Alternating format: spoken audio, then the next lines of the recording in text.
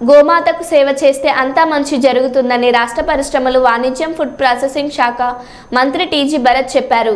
సోమవారం కర్నూలు నగర శివార్లోని డోన్ రోడ్లోని గాయత్రి సేవా సమితి ఆధ్వర్యంలో నిర్వహిస్తున్న గాయత్రి గోశాలలో మంత్రి టీజీ భరత్ జన్మదిన వేడుకలు జరుపుకున్నారు.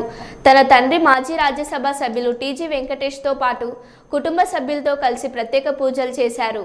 ఆ తర్వాత చండీ హోమం, ఆయుష్ హోమం చేశారు. అనంతరం గోవులకు గ్రాసం పెట్టారు.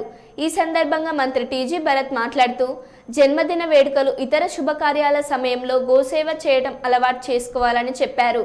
గోవుకి ప్రదక్షిణం చేస్తే సాక్షాత్తు 33 కోట్ల దేవతలకు ప్రదక్షిణం చేసినట్లేనని పురాణాలు చెబుతున్నాయని తెలిపారు. గోసేవ చేయడం వల్ల ఎన్నో జన్మల పాపాలు నశిస్తాయన్నారు.